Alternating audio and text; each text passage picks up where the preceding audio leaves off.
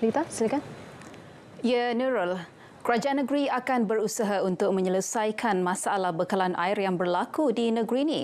Memberi jaminan itu, Ketua Menteri Datuk Seri Panglima Haji G. Noor berkata ini termasuk mempertingkat pengurusan air negeri.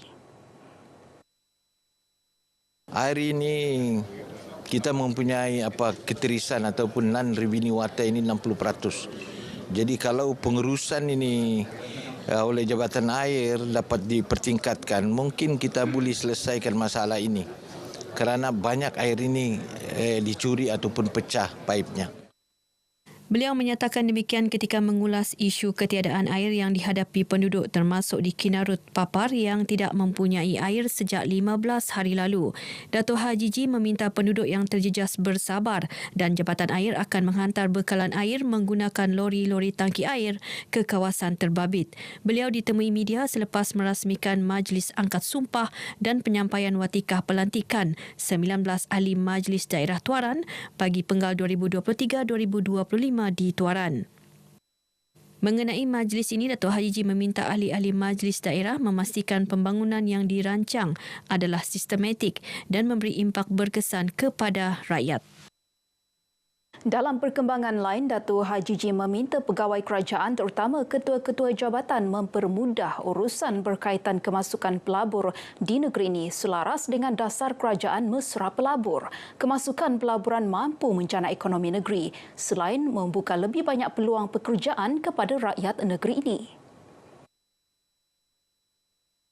Tegas Dato' Haji G, tindakan keras akan diambil jika terdapat mana-mana pegawai kerajaan yang didapati sengaja menghalang atau melambat-lambatkan permohonan pelabur untuk melabur ke negeri ini.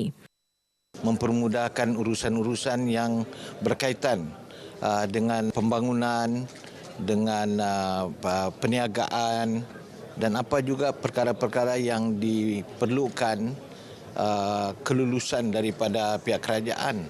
Kalau dia memenuhi semua syarat-syarat yang diperlukan, maka permudahkan supaya mereka boleh menjalankan perniagaan dengan baik dan ini akan membuka peluang kepada rakyat. Dalam pada itu, Dato' Haji G turut berpuas hati dengan nilai pelaburan yang masuk ke Sabah dalam tempoh 2 tahun ini yang merekodkan lebih 30 bilion ringgit. Sementara itu, mengulas tindakan yang akan diambil sekiranya terdapat peniaga menyalahgunakan lesen perniagaan, beliau memberitahu tindakan boleh dikenakan terhadap mereka jika gagal mematuhi peraturan yang ditetapkan. Seramai 27 pelajar asrama sekolah menengah di Pitas disahkan keracunan metanol setakat 10 pagi semalam dalam kejadian pada 6 Jun lepas. Daripada jumlah itu, 25 pelajar telah dibenarkan keluar dari hospital, manakala 2 lagi ditempatkan di unit rawatan rapi ICU masing-masing di Hospital Queen Elizabeth HQE dan HQE 2. Bagaimanapun, Timbalan Pengarah Kesihatan Sabah Kesihatan Awam Dr. Asid Sana dalam kenyataan memaklumkan pelajar yang dirawat di ICU HQE telah meninggal dunia pada Rabu lalu disebabkan kegagalan pelbagai organ akibat keracunan metanol. Keputusan sampel proksi telah disahkan mengandungi 89% kandungan metanol oleh Jabatan Kimia Malaysia pada 12 Jun. Sementara itu, Ketua Polis Daerah Kota Marudu Superintendent Zairul Nizal Ishak ketika dihubungi berkata pelajar yang dirawat di ICU HQE 2 meninggal dunia semalam disebabkan kecederaan serius pada otak akibat keracunan metanol. Ini menjadikan 2 mangsa meninggal dunia dalam kejadian tersebut dan kedua-duanya diklasifikasikan sebagai mati mengejut.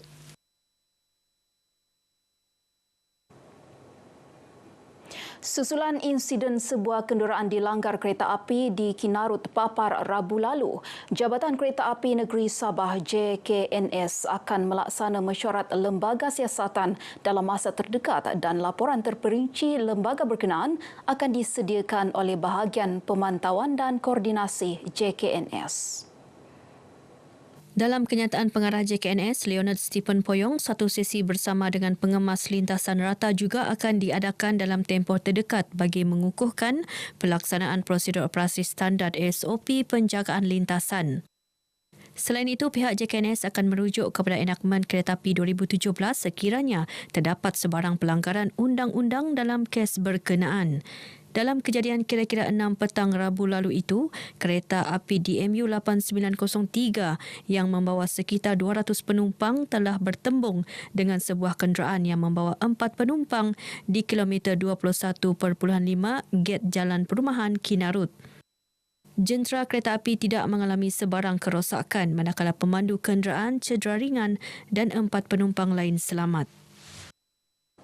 Persekutuan Pengakap Malaysia Cawangan Sabah PPMCS mengalu-alukan inisiatif pembangunan platform digital mudah alih bernilai RM3 juta melalui aplikasi Sabah Scout Digital untuk kegunaan ahli-ahli persatuan pengakap di negeri ini. Platform itu diperlukan untuk mentransformasi persatuan serta membolehkan pentadbiran dan komunikasi yang cekap dalam PPMCS. Aplikasi ini seharusnya sudah tiba masanya kita untuk mencuba dan mendapatkan aplikasi ini untuk supaya memudahkan semua pergerakan kata orang sekarang ini di hujung jari. Jadi inilah yang pertama sekali yang kita di Malaysia inilah yang saya rasa untuk memulakan program ini. The apps is really ready. The platform is ready. We just need to get the work with PPMCS on the configurations and the business logics and business flow. So once that is finalized, it will take about 90 days. Mereka ditemui pemberita selepas majlis menandatangani Memorandum Persefahaman MOU membangunkan platform tersebut antara PPMCS dan syarikat Neurogene Group di Kota Kinabalu. Platform digital berkenaan dijangka memudahkan pelbagai urusan seperti pendaftaran, latihan dan perolehan ilmu, transaksi kewangan di samping penjanaan pendapatan dalam kalangan ahli PPMCS. Baik, sekian berita dari negeri di bawah bayu petang ini. Berita seterusnya kita kembali ke Angkasa Peri bersama Nurul. Silakan. Rita Lesius Malik, terima